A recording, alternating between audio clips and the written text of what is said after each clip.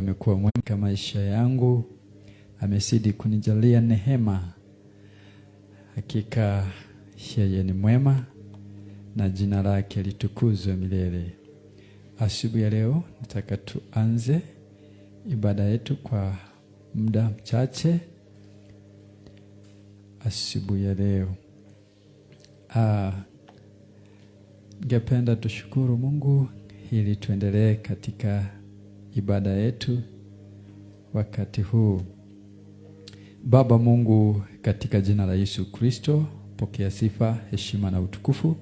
Asante kwa wema wako, asante kwa uaminifu wako, asante kwa utukufu wa jina lako Mfalme, asante kwa neema umetujalia Bwana, asante kutuongoza na kutuwezesha kufika katika nyumba yako asubuhi ya leo. Asante Bwana kwa ulinzi juu ya maisha yetu, asante kwa fadhili zako. Pokea sifa zote, heshima na utukufu Bwana. Asante kwa ajili ya ibada hii ya leo Bwana, na ibada zote zitakazofanyika mahali hapa siku ya leo Bwana. Baba, tunanyenyekea mbele zako tukiomba Roho Mtakatifu achukue ushukani, akatuongoze kwa kila ibada Mfalme. Roho Mtakatifu aliye mwalimu akapate kutufundisha yaliyo mema kadri ya mapenzi yako Jehova Mungu. Pokea sifa zote, maana wewe ni mwema Baba. Wakati huu ukazungumze na mioyo yetu Baba kama upendavyo, maana sisi ni watoto wako Baba, tumenyenyekea kusikia kutoka kwako. Pokea sifa zote Baba asubuhi ya leo na utukufu, maana hakuna kama wewe. Katika jina la Yesu tunaomba na kuamini, amen. Amen. Nataka tujifunze neno asubuhi ya leo, na ujumbe ni kwamba honest, uaminifu. Honest ama uaminifu. Uaminifu. Kuwa honest ni kuwa straightforward. Kuwa straightforward. Kuwa mtu ambaye hana msimamo wa kusema kitu ambacho ni kitu kilicho cha kweli, bila kusema kitu kwa njia ya uongo, bali anasema kitu kwa ukweli. Kuwa straightforward. Na ni vizuri sana katika maisha tunapoishi, na ni vizuri sana hili huwe na uhusiano mwema na watu, na hili uweze kumpendeza Mungu, huwe mwaminifu katika maisha yako. Tunapokuwa waaminifu, hakika inampendeza Mungu, maana yeye ni Mungu ambaye anatutasamia. Tunapokaa, tunapoishi, tuwe watu ambao tuna mwelekeo na msimamo ulio wa kweli. Tusiwe watu ambao tunasema maneno ambayo sio ya kweli, ama tunafanya mambo ambayo hayastahili mbele za Mwenyezi Mungu. So, kuwa mwaminifu ni kuwa mtu mkweli, kusema maneno yaliyo ya kweli, ama kufanya mambo kwa uaminifu. Haijalishi unaangaliwa na mtu, bali wewe unafanya mambo yaliyo mambo ya kweli, mambo ambayo hata yakifanyika kwenye nuru hayawezi yakakutia aibu yoyote, maana ni kitu ambacho ni cha ukweli na uaminifu. So hivyo ndivyo inatupasa kama Wakristo tuweze kuishi maisha ya uaminifu. Uaminifu kwa watu wote, uaminifu zaidi kwa Mungu, na hivyo tutaweza kumpendeza Mungu wetu. Tasoma katika kitabu cha Timotheo, 2 Timothy chapter 2 verse 15. Kitabu cha Timotheo, Timotheo wa pili, sura ya pili mstari wa 15. Biblia inasema, do your best to represent yourself to God as one approved, a worker who has no need to be ashamed, rightly handing the word of truth. Be or do your best to represent yourself to God as a one approved, a worker who has no need to be ashamed, rightly handling the word of truth.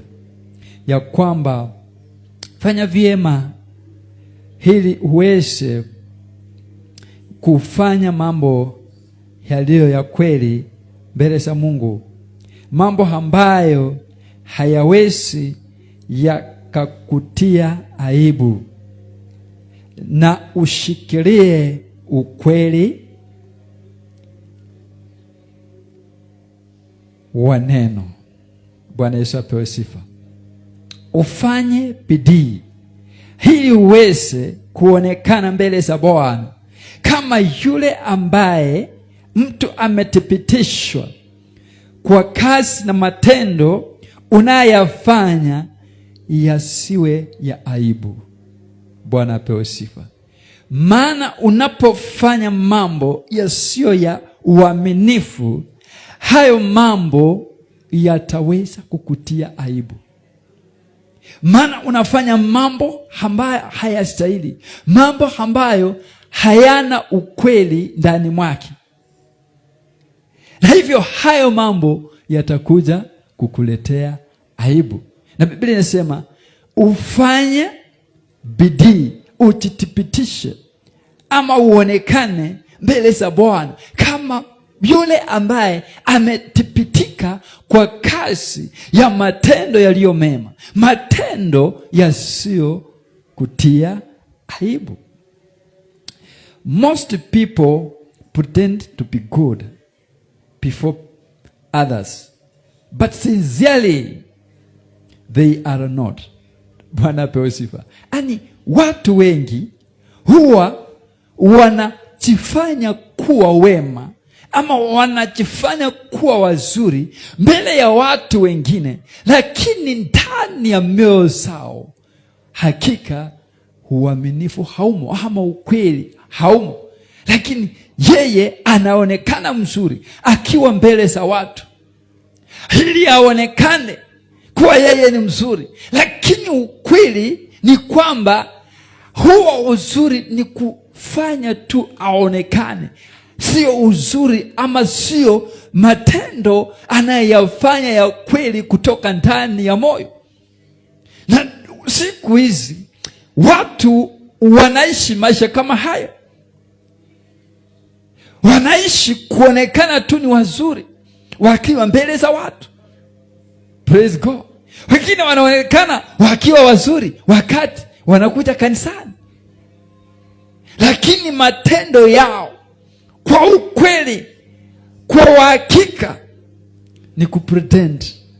Ukweli haumo.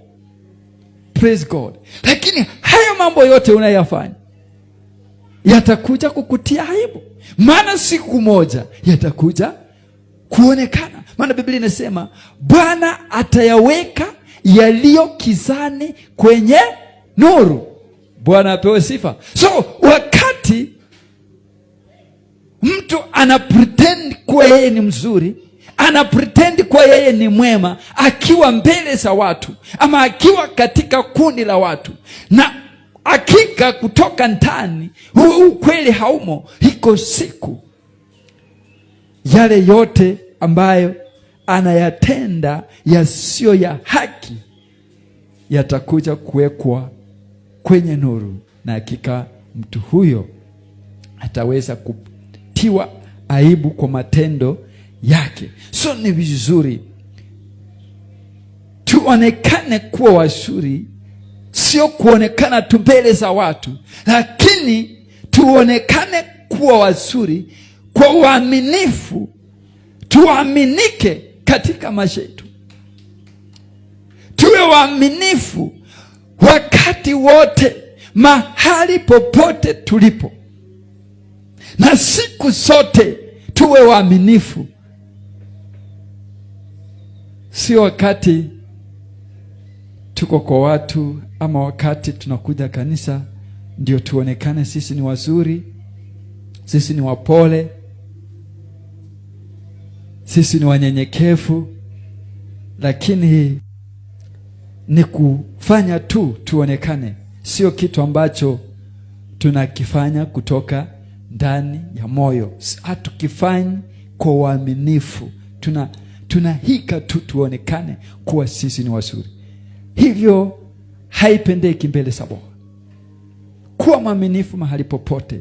Ukiwa kazini, kuwa mwaminifu katika hiyo kazi ambayo umepewa. Maana Biblia inasema ufanye, sio kwamba kwa sababu umesimamiwa ama umeangaliwa na waangalizi wako, lakini fanya kana kwamba unamfanyia Bwana. Unajua watu wengi kama wameajiriwa, wengine huwa hawawi waaminifu. Praise God. Uaminifu, yaani mtu anafanya kazi kwa ulegevu, hawezi kuifanya kwa uaminifu. Na Biblia inasema fanya kana kwamba unamfanyia Mungu, lakini yeye atafanya tu kwa ulegevu. Wakati msimamizi wake ama mwajiri wake hako karibu na yeye, ndio anaigiza kuwa anafanya kazi hiyo kwa uaminifu, kwa bidii, lakini ni kwa sababu ya mkubwa wake ama mwajiri wake hako mahali pale. Punde tu mwajiri wake atakapoondoka, huyo mtu hataendelea kufanya hiyo kazi tena, atafanya kwa ulegevu tu. Praise God. Anafanya tu kwa ulegevu. Hapo hautapata baraka za Bwana, maana haufanyi kazi hiyo kwa uaminifu. Japokuwa waajiri wengine wanakaa kunyanyasa, but ni vyema unyenyekee mbele za Bwana, maana Biblia inatuhimiza tuweze kuwatii waajiri wetu. So ni vyema unyenyekee ukimwomba Mungu. Fanya kwa uaminifu. Haijalishi ambaye amekuajiri anakudhulumu, wewe fanya kwa uaminifu ukimwomba Mungu mwenye haki. Mungu ambaye amekupa hiyo nafasi hana uwezo wa kukuinua, hana uwezo wa kukubariki, ana uwezo wa kukupa promotion. So wewe fanya kwa uaminifu. Usiangalie vile unafanyiwa. Kuna watu wengine kwa sababu ya kudhulumiwa na waajiri wao wanaamua kujelipishia kizazi. Praise God. Haistahili. Inakupasa wewe umtazamie Bwana. Fanya kwa uaminifu, hata kama unadhulumiwa, wewe mtazamie Bwana. Ukifanya kazi hiyo kwa uaminifu, Bwana achunguzaye moyo wa mwanadamu, Bwana aonaye moyo wa mwanadamu, yeye anaona. Praise God. Na kwa sababu anaona na anajua uhakika unafanya kazi hii kwa uaminifu, japo kuwa unadhulumiwa, Bwana ana jawabu lako. Praise God. Bwana ana jawabu lako. Kuwa mwaminifu kwa huyu mwajiri. Fanya kazi, hata hawe karibu na wewe ama mbali na wewe, fanya hiyo kazi kwa uaminifu, maana Bwana ana baraka zako. Praise God.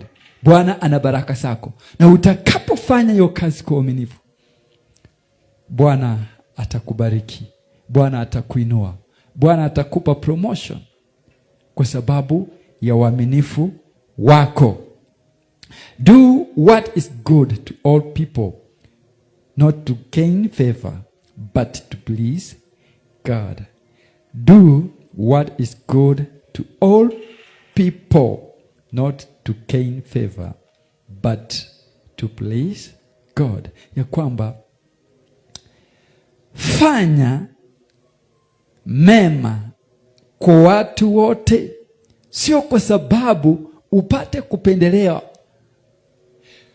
ila umpendeze Mungu. Bwana apewe sifa. Sio ufanye tu kwa sababu unataka upendelewe. Unajua kuna watu hafanyi kutoka ndani ya moyo, lakini anajipendekeza kuwa yeye ni mzuri ama kuwa anafanya vizuri ili apate tu kupendelewa. Pengine apate kupendelewa na mwajiri wake kuliko wengine, lakini ni kufanya tu,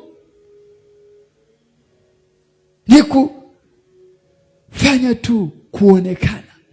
Lakini Biblia inasema ama tufanye vyema ama mazuri kwa watu wote, sio tuonekane tu tupate kupendelewa, bali tumpendeze Mungu. Maana unapofanya vyema ama unapotendea watu wengine mambo mazuri ama unapotendea wengine mazuri, unampendeza Mungu. Praise God. Maana unatiirisha upendo wa Mungu, kwa sababu unafanya jambo hilo ama unatendea mtu jambo hilo kwa upendo, na hivyo inampendeza Mungu. Praise God, because our God is love. Na unapofanya tendo ama mambo mazuri kwa watu wengine, unatirisha upendo. Kwa sababu ya upendo ndipo unatenda vyema, because you love that person. Unampenda mtu huyo, na hivyo unatirisha upendo huo kwa Mungu, unampendeza Mungu. Praise God. So tusifanye tu hili tuonekane mbele za watu watuone sisi ni wazuri, lakini hatufanyi kwa kutoka ndani ya moyo. Hatufanyi jambo hilo kwa uaminifu. Hivyo hata tufanye namna gani, hatutaweza kupata baraka za Mungu. Baraka za Mungu tutazipata tunapofanya kazi hiyo kwa uaminifu, ama tunapokuwa uaminifu, kwa sababu Mungu ndiye anayechunguza moyo wa mwanadamu, na anajua kama wewe ama mimi ama mtu yeyote anafanya jambo hilo kwa uaminifu, ama anafanya tu aonekane, anafanya kwa kuigiza tu. Bwana anajua, na hata kama tafanya pasipo uaminifu, itakuwa ni hasara kwetu, maana hayatatuletea faida zozote katika maisha yetu. So ni vyema, kwa sababu Mungu ndiye achunguzaye moyo wa mwanadamu. Bwana ndiye anajua moyo wako, unachokifanya. Kama unakifanya kwa ukweli, Bwana anajua. Unaposoma kitabu cha Yeremia chapter 17 verse 10, Bible says, Jeremiah chapter 17 verse 10, the Bible says, I the Lord searched hard and tested the mind, to give every man according to his way, according to the fruit of his deed. Biblia inasema Mungu ndiye anayechunguza moyo wa mwanadamu na kusijaribu akili za mwanadamu, ili kumlipa mtu kulingana na matendo yake ambayo ametenda. Ndio maana nimesema unapofanya, fanya kwa uaminifu. Fanyia watu ama tenda jambo zuri kwa watu wote kwa uaminifu. Bwana ambaye ni Mungu wetu, anayechunguza moyo wa mwanadamu, anayeona matendo, anayepima matendo ya mwanadamu, anachunguza moyo wa mwanadamu na kujua. Biblia inasema atamlipa kulingana na mema yake. Praise God. atakulipa kulingana na mema ambayo umeyafanya. So wewe fanya tu kwa uaminifu. Kuwa mwaminifu tu kwa kile ambacho unakifanya. Kuwa mwaminifu tu wewe kwa kazi ambayo unaifanya. Mungu atakubariki.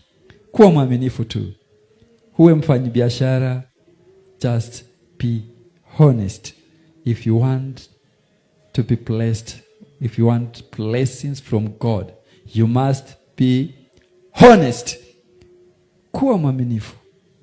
Tenda jambo jema kama wewe ungependa kutendewa hilo jambo. Na ajabu ni kwamba watu ambao hawatendi mema kwa wengine, hawa watu wanaokopa sana kutokutendewa mema. Praise God. Wewe hautendi mema, lakini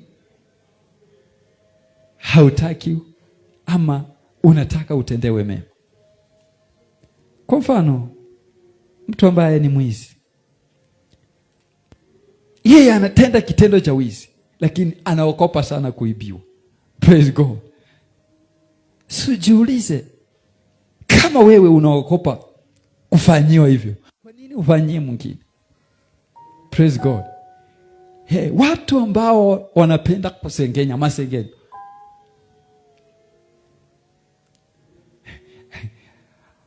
wanaokopa sana kusengenya. Praise God. Wanaokopa sana. Na hao ndio wakisengenywa tu kidogo wanaleta shida. Lakini hao ndio namba moja kwa kufanya masengenyo kwa wengine. Kwa nini usifanye kitu ambacho ungependa na wewe ufanyiwe? Kama unajua ukisengenywa unasikia uchungu, kwa nini na wewe huwe wa kwanza kusengenya wengine, ili hali unaokopa jambo hilo kutendewa? Kuwa mwaminifu kwa Bwana. Kuwa mwaminifu kwa Bwana.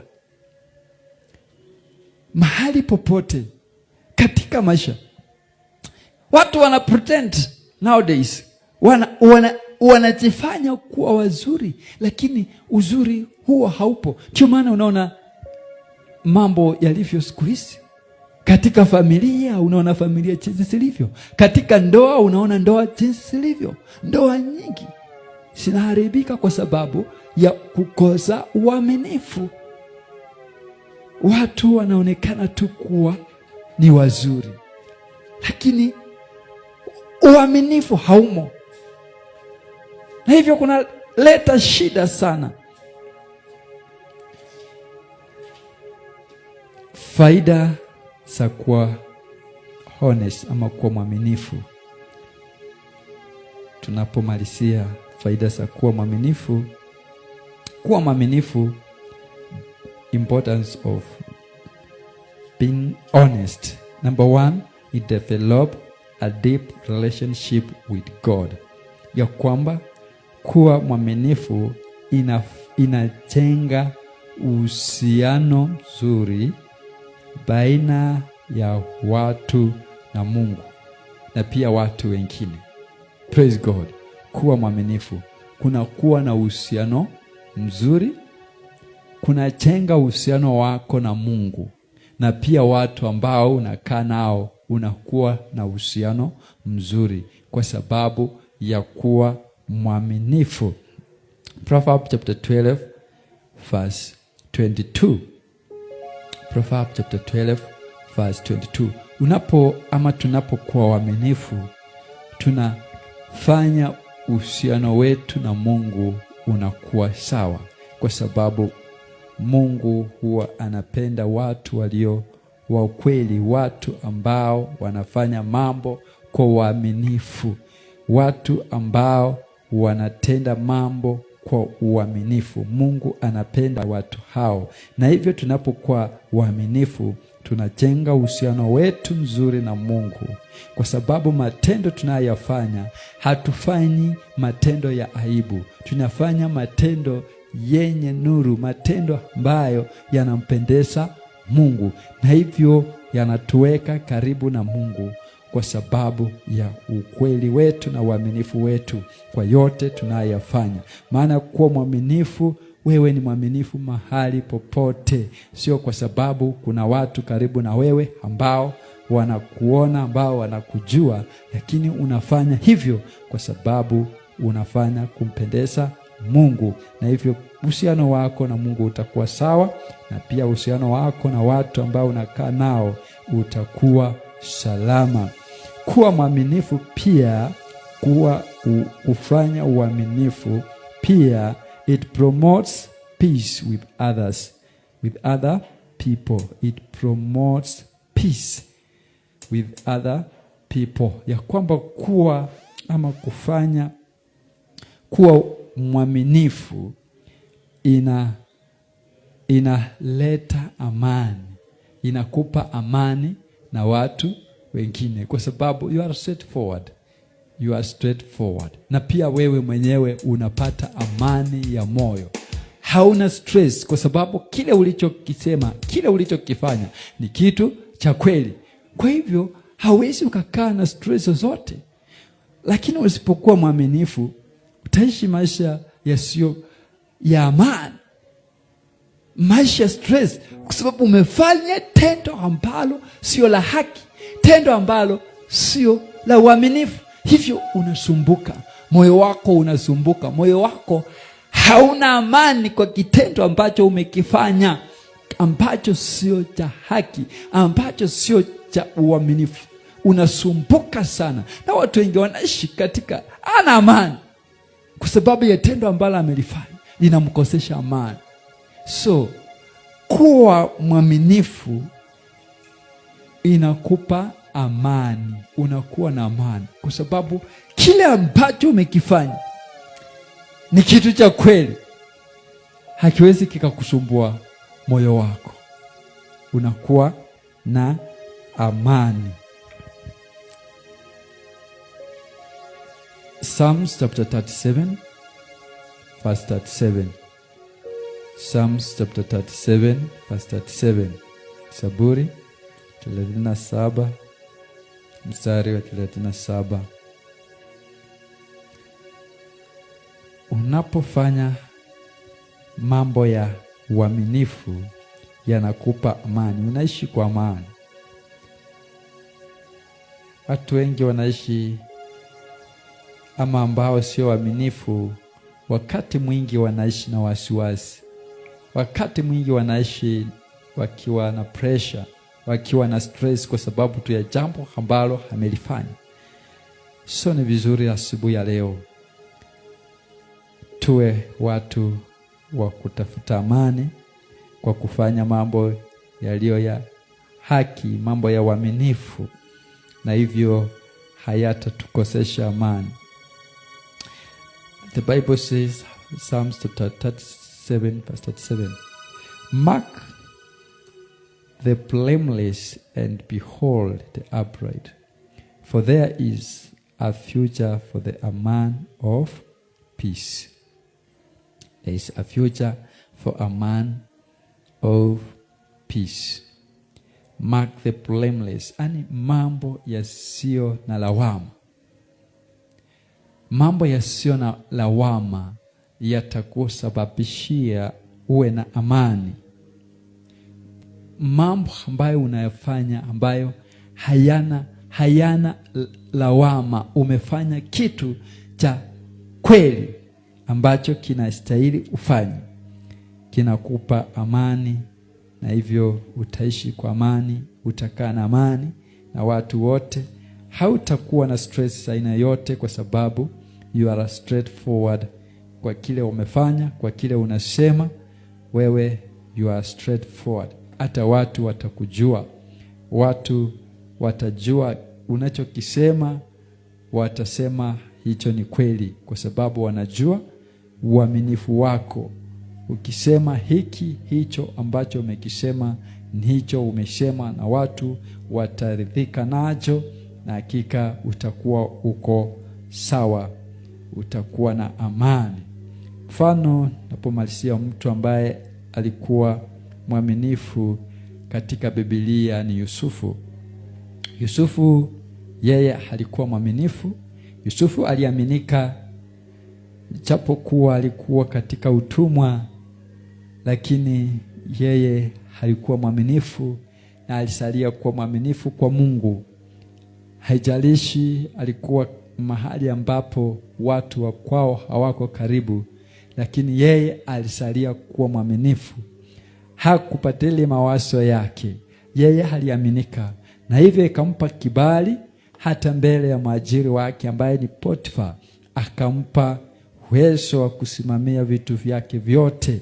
Akampa hiyo uwezo kwa sababu tu ya uaminifu. Na hakika tunapokuwa tunaaminika na tutapata mema katika maisha yetu.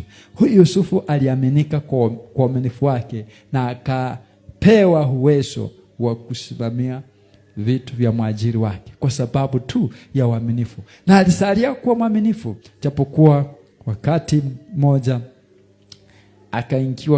akaletewa majaribu na mke wa mwajiri wake, lakini bado alisalia kuwa mwaminifu. Alisalia kuwa mwaminifu. Hakutenda kitu ambacho kingemletea shida ama kisicho cha uaminifu. Yeye alisalia kuwa mwaminifu. Haijalishi nini kitakachotokea, lakini salia kuwa mwaminifu kwa Mungu. Salia kuwa mwaminifu kwa Mungu na utapata mema. Utapata kufanikishwa katika mipango yako. Usitumie shortcut ama usitumie mkato kufanya mambo yako ya kwamba unayafanikisha. Jua ya kwamba ukitumia mkato sio kwamba unafanikisha, bali unapika hatua za kurudi nyuma. Praise God. Kwa sababu hilo jambo halitaenda mbali. Hilo jambo halitakufanikisha. Hilo jambo litakuja kuisha. Lakini unaposalia kuwa mwaminifu kwa Mungu na kufanya yaliyo ya haki, Bwana atakufanikisha kwa mema, na hakika utapata mema na utafurahia mema ambaye yatakuwa ni ya kudumu. Maana Biblia inasema baraka za Mungu hasina huzuni. Praise God. Hasina huzuni. Bwana atakufanikisha. So tuwe waaminifu katika maisha yetu, na hakika tutampendeza Mungu na tutaweza kupata mema ya nchi na zaidi ufalme wa mbinguni, na hakika tutafurahia pamoja na Mwokozi kwa sababu ya kuwa uaminifu hadi mwisho. Wacha tuombe. Tushukuru Mungu kwa sababu ya neno hilo.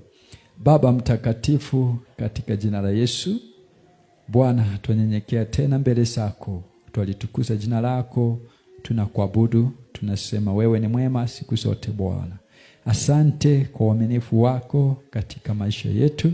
Asante Bwana kwa kutunenea asubuhi ya leo Bwana, na kutufundisha ya kwamba tuwe waaminifu katika maisha yetu.